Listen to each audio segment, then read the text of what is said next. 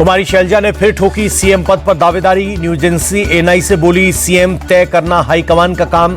जिन नामों पर भी चर्चा होगी उनमें शैलजा एक नाम होंगी। शैलजा बोली, सीएम चुनते वक्त मेरी अनदेखी नहीं करेगा हाईकमान। सीनियरिटी, काम और बाकी की चीजें भी देखी जाएंगी। आला कमान भी जानता है कि मेरी वफादारी कभी सवालों में नहीं। कुमारी शैलजा के सीएम पद वाले बयान पर बोले दीपेंद्र हुड्डा, कांग्रेस पार्टी में हाईकमान ही फैसला लेगा। हरियाणा में कांग्रेस के पक्ष में है माहौल। कड़ी सुरक्षा के बीच हरियाणा के मतदान केंद्रों पर पहुंची ईवीएम मशीनें। कल 5 अक्टूबर को सभी 90 विधानसभा सीटों पर मतदान। 8 अक्टूबर को आएंगे नतीजे। कांग्रेस नेता टीएस सिंह देव का बड़ा बयान। बोले, हरियाणा, जम्मू कश्मीर, झारखंड के साथ महाराष्ट्र में बनेगी कांग्रेस की सरकार। गठबंधन को सभी राज्यों में बहुमत मिलेगा। दिल्ली के पूर्व मुख्यमंत्री अरविंद केजरीवाल ने खाली किया सीएम आवास। माता पिता पत्नी के साथ नए घर में शिफ्ट हुए। सीएम आवास छोड़ने से पहले वहां काम करने वाले कर्मचारियों से मिले केजरीवाल।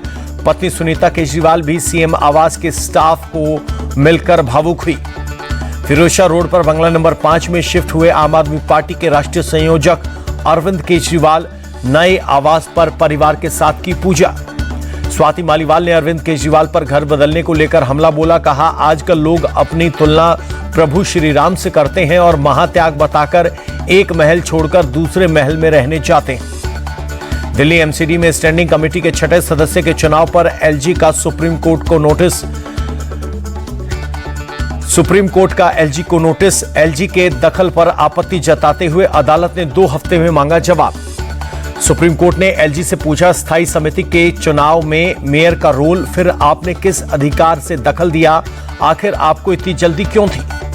उपराज्यपाल वीके सक्सेना को सुप्रीम कोर्ट की हिदायत। एमसीडी स्टैंडिंग कमेटी के चेयरमैन के चुनाव को न रोकें। अगर एलजी ऐसा कुछ करते हैं तो कोर्ट इसे गंभीरता से लेगा। तिरुपति लड्डू विवाद में सुप्रीम कोर्ट के फैसले के बाद जगन रेड्डी का चंद्रबाबू नायडू पर हमला। बोले, सुप्रीम कोर्ट ने उनका असली चेहरा दिखाया। झूठे बयानों से प्रसादम की पवित्रता को नुकसान पहुंचा। ममता बनर्जी की तृणमूल छोड़ शरद पवार की एनसीपी में शामिल हुए मशहूर वकील माजिद मेनन। लोकसभा चुनाव से पहले एनसीपी छोड़ टीएमसी का दामन थामा था।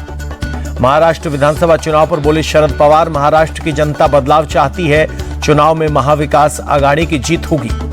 ड्रग्स मामले पर अमित शाह ने कांग्रेस पर बोला हमला। ट्वीट कर लिखा, ड्रग्स मामले में कांग्रेस नेता की संलिप्तता बेहद खतरनाक और शर्मनाक। शाह बोले, कांग्रेस युवाओं को ड्रग्स की अंधेरी दुनिया में ले जाना चाहती है। ये लोग युवाओं को ड्रग्स की दलदल में धकेलना चाहते हैं। अमित शाह बोले, कांग्रेस इन इरादों को हमारी सरकार कभी पूरा नहीं होने देगी। नशा मुक्त भारत बनाने के लिए मोदी की सरकार संकल्पित। मैसूर में दशहरा उत्सव में भाग लेने वाला एक हाथी हुआ बेकाबू। परेड के लिए आए हाथी के बेकाबू होने से दहशत में आए लोग कुछ देर बाद काबू में पाया गया। शेयर मार्केट पर इजराइल ईरान युद्ध का असर जारी। भारी गिरावट के साथ बंद हुआ शेयर बाजार। सेंसेक्स करीब 808 अंक लुढ़का।